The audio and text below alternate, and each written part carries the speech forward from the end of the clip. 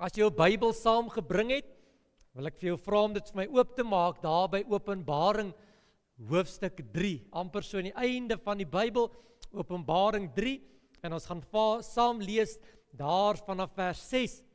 Maar ons is besig met 'n kort reeks oor 3 Sondae, oor die koning se kroon, en vanmôre is deel 2, en ons gaan 'n bietjie praat vanmôre spesifiek oor kroondiewe. En kom ek bring jy net gou in die prentjie.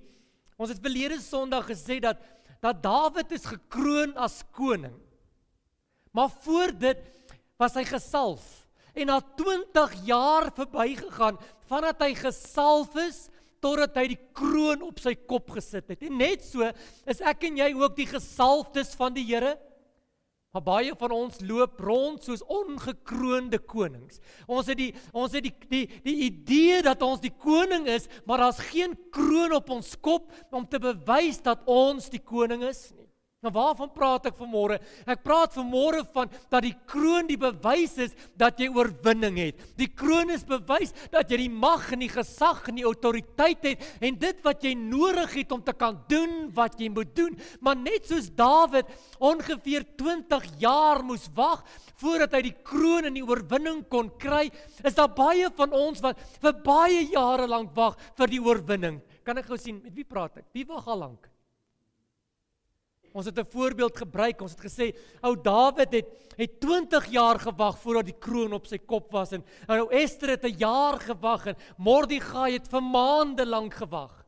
Ou koning Joas het 7 jaar gewag, en selfs Jesus ongeveer 40 jaar gewag, totdat hy die kroon op sy kop kon sit, en toe hy die oorwinning gekry het, was hulle lewens nooit weer dieselfde nie. En daarom wil ek bietjie met jou praat oor die tema, dis tyd dat die gesalfdes, kan ek gou die gesalfdes sien?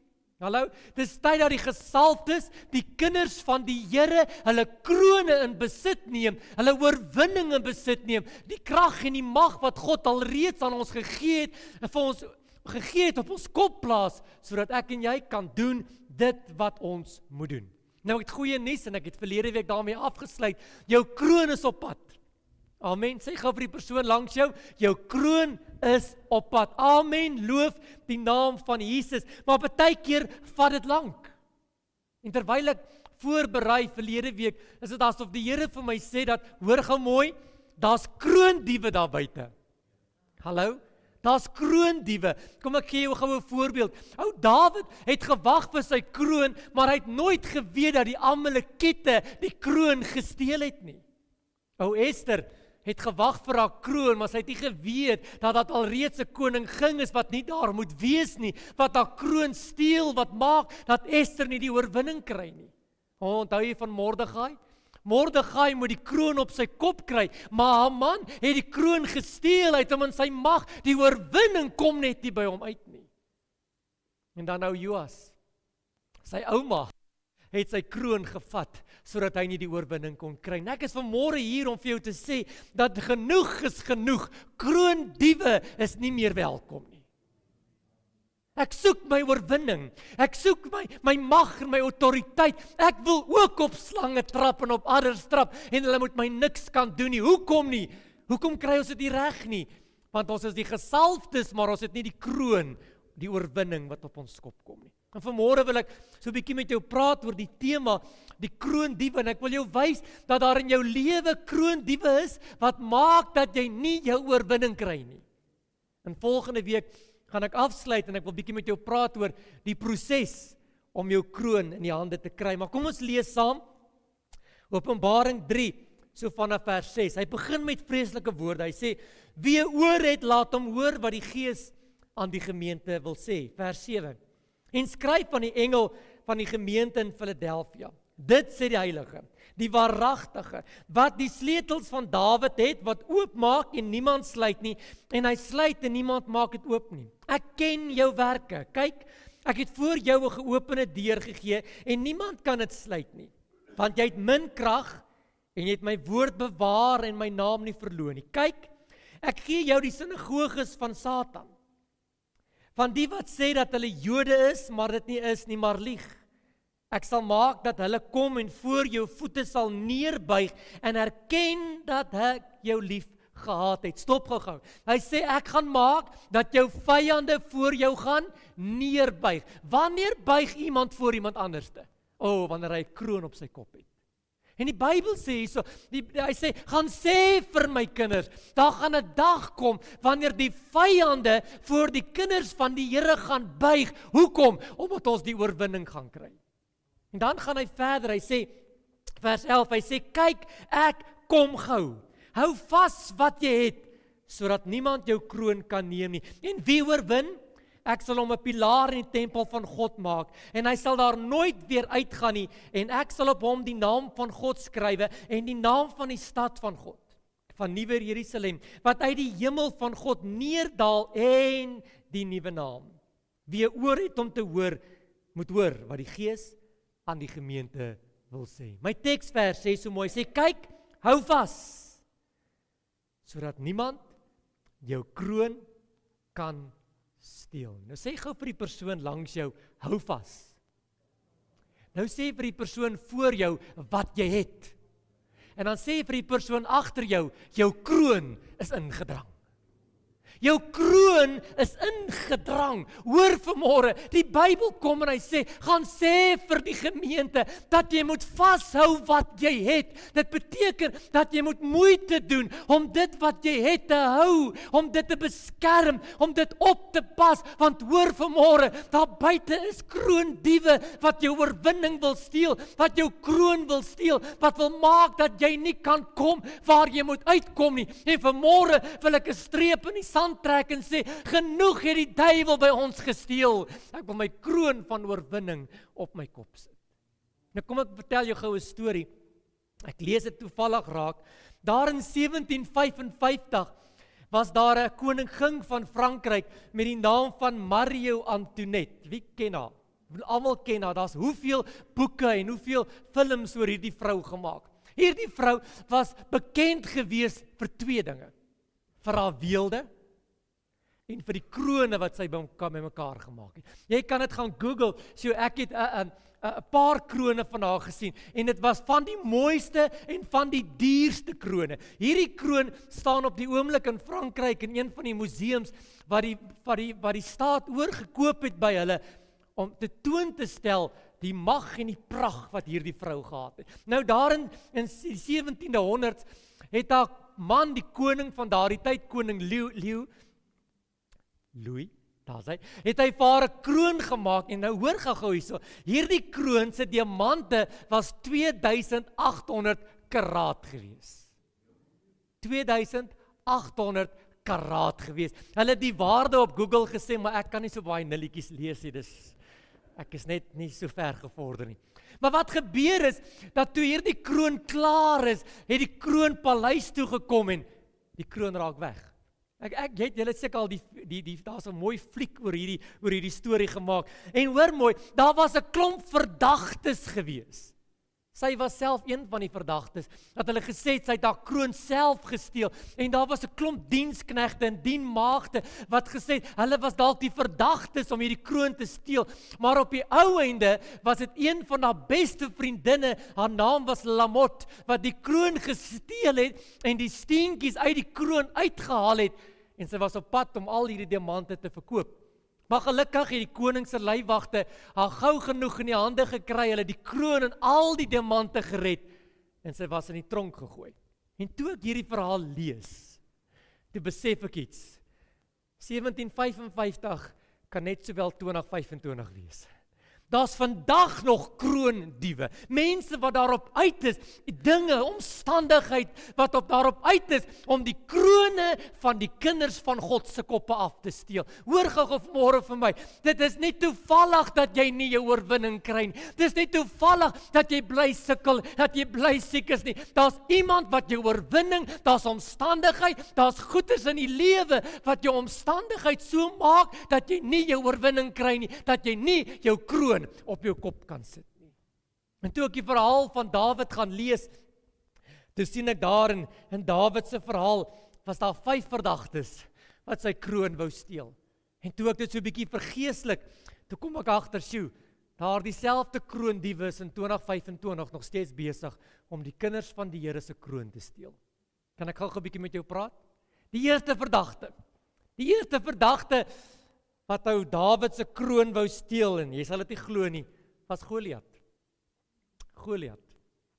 Wie was Goliat? Wat weet ons van hom? Hy was die reus gewees van die Filistyne. 1 Samuel 17 maak ons kennis met ou Goliat. Toe Dawid voor hom gaan staan en Goliat sê, kom na my toe met 'n klippie, wat wil jy met my doen? En daar kry ons kennis gemaak met ou Goliat.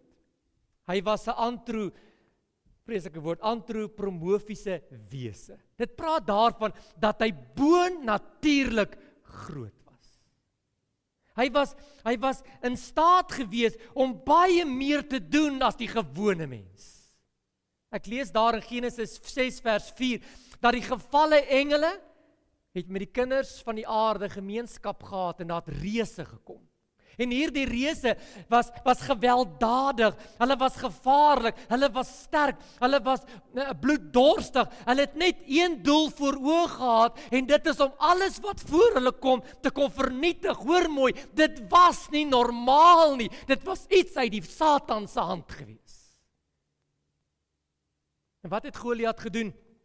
Wat was sy motief gewees? Sien, Goliat het geweet dat wanneer Dawid die geveg sou wen, sou die Filistyne onder die mag van Israel gewees het. En daarom daag hy die Israeliete uit en sê, as julle my kan doodmaak, sal ons onder julle inkom. En hy probeer alles in sy vermoë om die krag en die mag van Israel te wen. Hy wil die kroon van die koningse volk wil hy steel. En dan weet jy wat gebeur? Ou Dawid kom uit met 5 klippies en hy oorwin hom. Hy laat nie toe dat Goliat sy kroon steel nie. Ek wonder of jy vanmôre die Goliat in jou lewe herken. Goliat is daardie omstandigheid wat maak dat jy net nie vorentoe kan kom nie. Dis daardie situasie in jou lewe wat vir jou gevaarlik is, waaroor jy nie verlossing kry nie, waaroor jy nie oorwinning kry nie. Dis iets wat jou in jou lewe die hele tyd bedreig. Jy het hom nou net uitgesorteer en weggebêre, en as jy die deur oopmaak, dan staan hy weer daar. Dis daardie ding wat jou die hele tyd in jou lewe net jaag en jaag en jaag. Daardie situasie waaroor jy nie oorwinning kry nie, daardie siekte, daardie finansiële probleme, daardie huwelikprobleem, daardie besigheid wat nie werk nie, daardie een situasie wat soos 'n reus in jou lewe staan en maak nie saak wat jy doen nie, jy kry net nie oorwinning oor daardie Goliat nie. En ek het gekom om vanmôre vir jou te sê, dis nie toevallig nie, die vyand stuur die Goliatte om die krone van die kinders van die Here te kom steel. Wie het 'n Goliat in sy lewe? Daardie omstandigheid wat jy net nie kan oorwin nie. Daardie omstandigheid wat jy net nie onder jou voet kan plaas nie. Maar ek het gekom om vanmôre vir jou te sê, dat ou Goliat roep uit, hy sê, jy kom na my toe met 'n klip, en hy sê, ek kom na jou toe in die naam van God, die God wat jy uitgedaag het. En wanneer jy 'n Goliat in jou lewe het, is dit tyd om vierkantig te gaan staan en te sê, ek kom na jou toe in die naam van God, die Vader. En ek weerstaan jou. Ek verbreek jou. En as jy daardie omstandigheid breek, as jy oorwinning vat oor jou Goliat, dan kry jy jou kroon op jou kop. Ek wil vanmôre vir iemand sê, klim onder jou omstandigheid uit en staan bo op jou omstandigheid. Dis genoeg dat omstandighede ons lewens oorheers het. Maar pastoor, jy ken nie my Goliat nie. Jy ken ook nie my Goliat nie.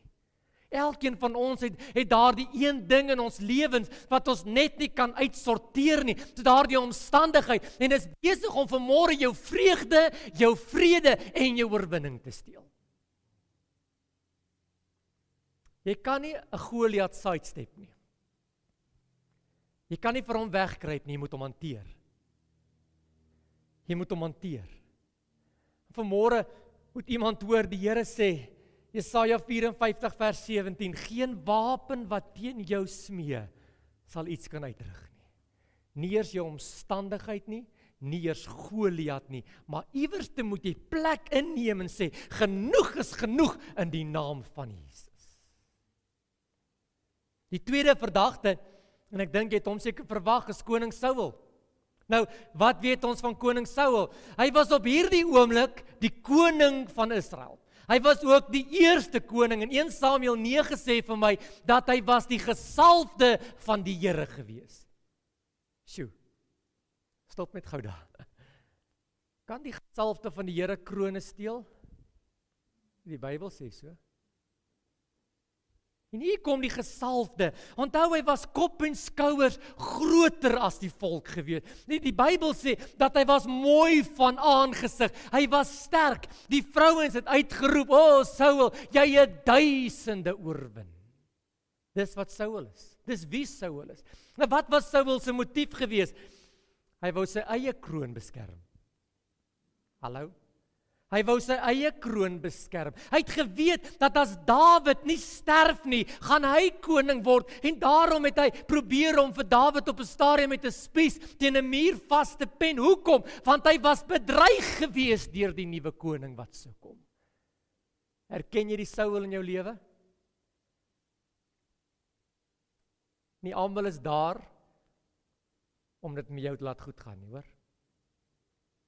Nie almal is daar sodat dit met jou moet goed gaan nie. Daar's Sauls in ons lewens wat maak dat ek en jy nie oorwinning kry nie. En ek wil vanmôre vir jou sê, die Bybel sê dat ek en jy moet kies met wie ons vriende is. Want yster smee yster. Die Bybel sê moenie in dieselfde juk trek. Waarvan praat ek vanmôre? En ek dink as jy so 'n bietjie rond gaan kyk, hallo, daar in Klerksdorp, nie in Hartbeesfontein nie, maar mense is jaloers op jou. Hallo, mense voel bedreig deur jou. En hulle sal alles in hulle vermoë doen om te maak dat jy nie jou oorwinning gaan kry nie. Pastoor, kan dit wees? Verseker ja. Kom ek gee jou gou 'n paar voorbeelde. Ek lees van 2 jong manne daar in die Ou Testament, Kain en Abel. Die een se offer is aanvaar en die ander een se offer is nie aanvaar nie. En uit bedreigdheid en uit jaloersheid, vat Kain en Abel se kroon. En nog 'n voorbeeld hê, Josef is besig om sy kroon op te sit en sy broers is jaloers en hulle gooi hom in 'n put. En hy is besig om sy kroon te verloor. Want hy vir Jezebel en Elia, sy is jaloers op die profeet. En sy wil alles in haar mag doen om hom uit die pad te kry, sodat Elia nie sy kroon kan dra nie. Hoor, ek gaan dit weer sê, nie almal gaan van jou hou nie. Nie almal is aan jou kant nie. En daarom moet jy bid en sê, Here, maak my geestesoë oop, sodat ek kan sien wie is agter my. Jesus loop. En hy draai op 'n stadium om en toe sê hy, gaan weg agter my Satan. Jy's welkom, kom in my huis in, kom drink saam met my tee. Ek wil tog net vriendelik wees, ek wil tog net kuier. Hoor gou vanmôre, hou jou vriendskap goedkoop en jou vriendelikheid goedkoop, maar jou vriendskap hou jy duur.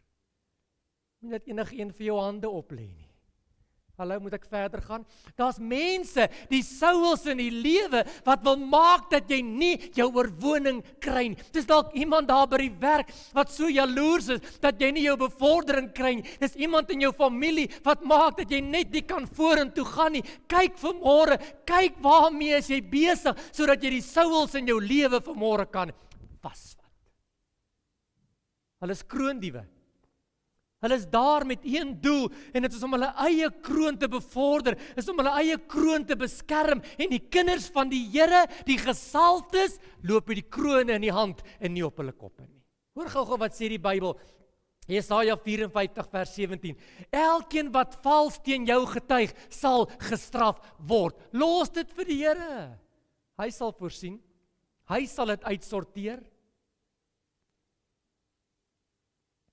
Kan ek dit gou weer sê? Elkeen van ons het 'n Saul in ons lewe. Elkeen. Iemand wat jou oorwinning wil steel, iemand wat jou kroon moet steel. Weet jy wat moet jy doen? Jy bid vir daardie persoon. Jy salf hom, jy seën hom. En as hy van jou bokleed vra, dan gee jy vir hom ook jou onderkleed en dan sê jy, Here, ek behoort aan koning Jesus. Sorteer vir my die Sauls uit. Weet jy wat? Dawid het nie een keer sy hand gelig teen Saul nie. Nie een keer nie. Die Here het dit vir hom uitgesorteer. En as jy 'n Saul in jou lewe het, be still and know I am God. Wees net stil en die Here gaan vir jou ook hierdie probleem uitsorteer. Die derde verdagte in nou Dawid se lewe was die ongekroonde koning. Die ongekroonde koning. Sjoe, hou vas in jou sitplek. Wat weet ons van hom? Hy's 15 jaar oud. Hy gaan 20 jaar wag om die kroon te kry. Hy het rooierige haartjies, hy het so 'n bietjie sproete op sy gesig, en al wat hy weet is hoe om skape op te pas. Hy het op 'n stadium die Goliats hanteer en die leeu en die beer het hy uitgesorteer. Hy word op 'n stadium die beste koning wat Israel nog gehad het. Vir 60 jaar regeer hy en hy word genoem 'n vriend van God. Wat was sy motief? Vrees. Ongeloof. Wantroue. Sondes. Herken jy hom? Die ongekroonde koning maak geso. Dis ek. Ek is van mening dat ek en jy baie keer die grootste kroondiewe is. Ons steel ons eie krone. Sê pastoor, ek kan nie. Sê pastoor, nee, ek weet daarom nie so lekker nie. Sê pastoor, ek bid al vir 20 jaar vir hierdie nuwe werk. Ek glo nie, ek weet nie. Ek glo nie ek sal dit kan doen. Daar's 'n ongeloof in jou. Baie keer dan sê net so pastoor, my verlede is te groot. My sondes is te groot. Ek kan nie dit doen wat ek moet doen nie. Ek kan nie dit doen wat u van my verwag nie. Hoor gou, Paulus skryf so mooi, hy sê, ek los die dinge wat agter is en ek strek my uit na wat voor is. Ek sê nie dat ek al hierdie dinge al het nie, maar ek jaag dit om dit te kry. Waarvan praat dit? Dit praat vanmôre dat jy op 'n plek kom dat jy weet, dat die Jesaja skrywer sê, hy weet wat God vir jou beplan. Voorspoed hê nie teëspoed nie. Jy's meer as 'n oorwinnaar en as God die kroon vir jou wil gee, wil ek hê jy moet reg sit dat God dit op jou kop kan plaas. Jy is nou maar eenmal die geseënde van die Here. Maar ons steel ons eie vreugde. Ons steel ons eie krone. Ons is besig om ons eie krone van ons af weg te vat. Kom ek vertel jou gou iets. Daar by ons winkel Moedersdag is dit ongelooflik besig. Die mense staan by die toonbank, die fone lui, daar's e-mails wat deurkom en ek kry my op 'n stadium wat ek hardop sê en as ek sê, Here, dis nou net te veel. Hier is nou net te veel. En Ilse klop hy so op sy skouers, hy sê, bid jy dan nie vir besigheid nie? Hy's besig om jou eie kroon te steel. Want elke keer as die foon lui, dan sê ek, sjoe, nog 'n order, waar gaan ek die blomme kry? Waar gaan ek die tyd kry? Gaan my drywers genoeg wees? En ek is besig om my eie krone te steel. Dis 'n simpel voorbeeld. Moenie jou eie krone steel nie. Gaan vir goud. Gaan vir goud. God het binne in jou iets geplaas vir 'n oomblik en 'n tyd soos hierdie. Moenie terugtrek. Moenie terugbeweeg nie. Beweeg vorentoe. Doen dit wat God van jou verwag om te kan doen. Partykeer is ek en jy ons grootste eie vyand. Wil jy nie vanmôre sê, Here, vergewe my. Vergewe my dat ek my eie krone steel. Vergewe my dat wanneer U op pad is met my, dat ek die hele tyd net besig is om verskonings te soek. Daar's 'n mooi woord, verskonings. Kyk, ons kan mooi verskonings uitdink. Maar die Here wil iets met jou doen. Hy het jou nodig vir 'n tyd soos hierdie. En wanneer jy dit doen, gaan jy die kroon op jou kop kry. Die vierde verdagte, die Filistyne. Die Filistyne. Wat weet ons van hulle? Reg deur die Ou Testament is die Filistyne die vyande van Israel.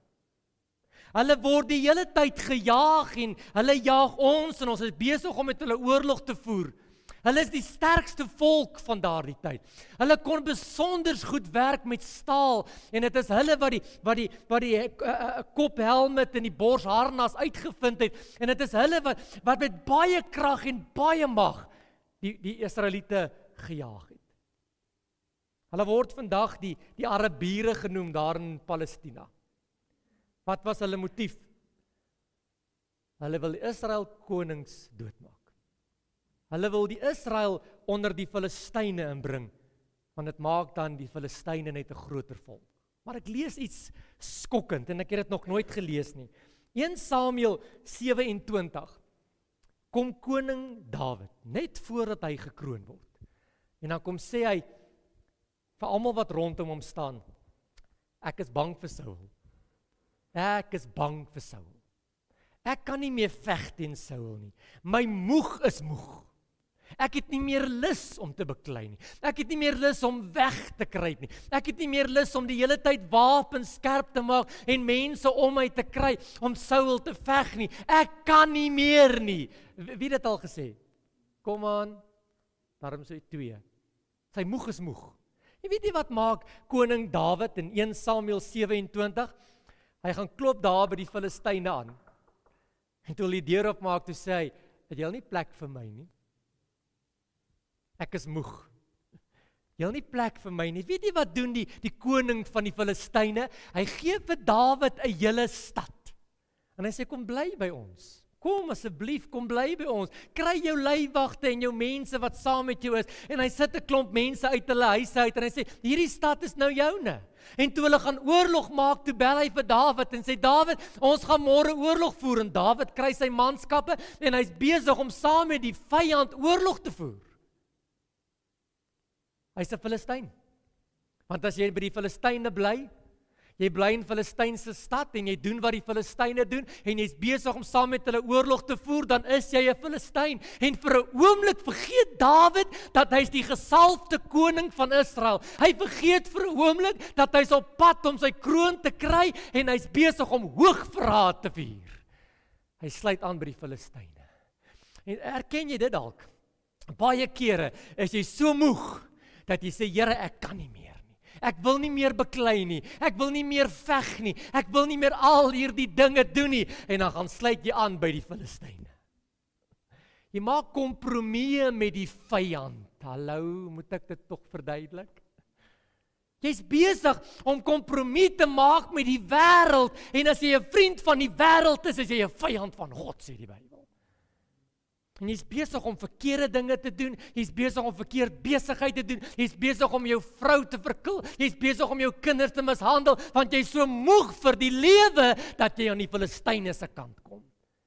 En die oomblik toe Dawid kompromie sluit met die vyand, toe begin Israel die een na die ander geveg verloor, want die gesalfde koning is nie op sy plek nie. Hoor gou vanmôre, kind van die Here, kerk van Jesus Christus, die enigste keer wanneer die kinders van die Here na die vyand se kamp toe gaan, is wanneer ons gaan terugvat wat hy van ons gesteel het. Ons word nie deel van hulle nie. Ons lyk nie soos hulle nie. Ons ryk nie soos hulle nie. Ons doen nie soos hulle nie. Ons tree nie op soos die wêreld nie. Hoe donker dit word, hoe moeiliker dit word, hoe vaster moet ons staan op die rots Jesus Christus en nooit kompromie sluit met die Satan nie. En op 'n oggend toe kom Israel en hulle wil kom oorlog voer teen die Filistyne. En die Filistyne so op die heuwel afkyk, toe sien hulle die Filistyne, die Israeliete is baie. En hulle sê vir Dawid, Dawid, gaan weg. Jy gaan maak dat ons doodgaan. En hulle stuur Dawid terug. En toe Dawid terugkom in sy eie kamp, tussen sy eie mense, tussen dit wat belangrik is, het Israel weer die oorlog gewen. Moet nooit kompromie sluit met die duiwel nie. Maak nie saak hoe moeg jy is nie. Hulle gaan jou kroon steel. En dit gaan langer vat dat jy oorwinning kry. Maak hierdie goed vir jou sin. Daar's 'n uitkenningsparade. En daar staan 'n Goliat, en daar staan 'n koning Saul, en daar staan 'n Dawid, en daar staan die Filistyne. Daar kort nog enetjie, die Amalekiet. Nou, wie was die Amalekiet? Ons ken hom daar in 2 Samuel 1. Hy is die man wat by Dawid aankom en vir Dawid die nuus bring dat Saul dood is. Die Amalekiet is die man wat die spes deur Saul se hart gesteek het. Hy was die man wat die kroon van Saul se kop op die slagveld gevat het, sy armband gevat het en hom gelos het om dood te gaan en na Dawid toe gehardloop het.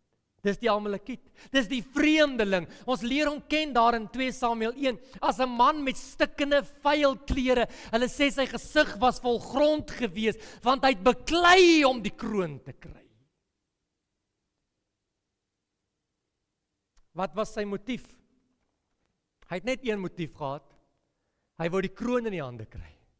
En toe hy die kroon in die hande kry, toe gaan hy na Dawid toe, miskien om die kroon te verkoop, of miskien om te sê dat hy die koning is.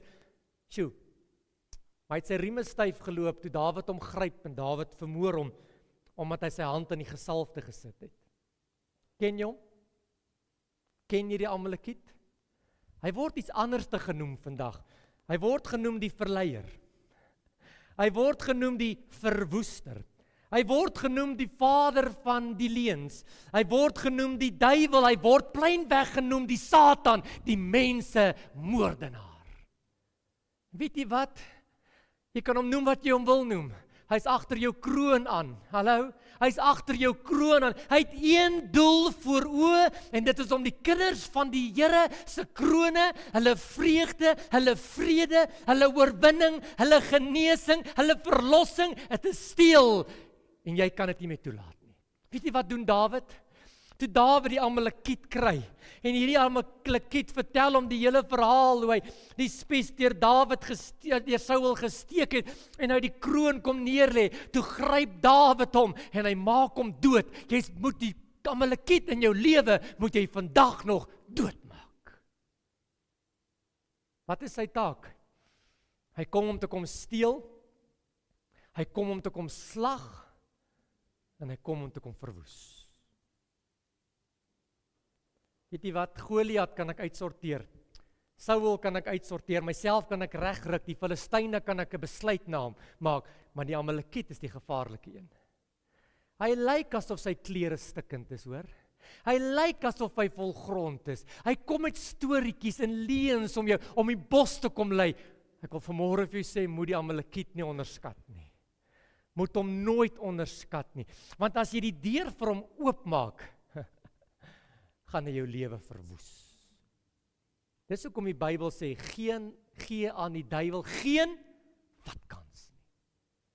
Want as Dawid die Amalekiet ingeklad kom het, en hom laat welkom voel het, sou Dawid nooit sy kroon gekry het nie. Kan jy die duiwel in jou lewe sien? Kom aan, kan jy hom sien?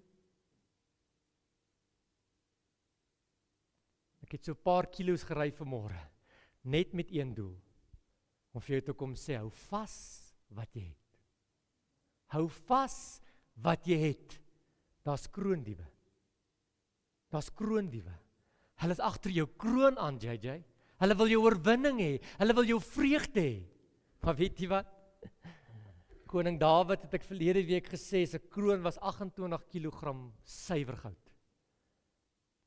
Dis tyd dat ek en jy ons krone op ons koppe kom sit. Genoeg is genoeg.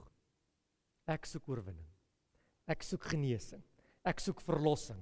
Ek soek 'n deurbraak. Ek soek 'n geopende deur. Maar as dit nodig het, ek en jy die Goliat uitsorteer. En jou kom ek in die naam van Jesus Christus. Dis tyd dat ek en jy vir koning Saul een kant toe skuif en sê, Here, hanteer hom vir my. Ek weet nie hoe om hom te hanteer nie. Dis tyd dat ek en jy op 'n plek kom te sê, Here, ek is moeg om my eie kroon te steel. Ek soek oorwinning. Here, wys my wat U in my sien. Daardie Filistyne met wie jy besig is om kompromie te sluit, dis klaar. Dis klaar. Ons kan dit nie meer doen nie. En dan moet ons die duiwel vanmôre vasvat. Genoeg is genoeg. Kom ons sluit ons oë. Here, dankie vir hierdie uitkenningsparade. 'n Parade waar ons vanmôre net weer die verdagtes kan sien. En Here, ons het vanmôre baie gesê en eintlik, Here, werk al hierdie verdagtes vir die duiwel. Hulle is een bende. Hulle is daar om ons te vernietig. En ek wil vanmôre kom bid, Here, dat U ons geestesoë sal oopmaak vir hierdie verdagtes. Dat U ons geestesoë sal oopmaak, dat ons kan sien waarmee is die wêreld besig, sodat ons krone kan kry. Sodat ons kroning en ons oorwinning en ons verlossing in Jesus naam kan kry. Here, genoeg is genoeg. Ek maak my vanmôre gereed om my kroon te dra. Here, dankie dat ek vanmôre vir hierdie gehoor kan kom bid. Here, elkeen van ons is gekroonde gesalfdes van die Here.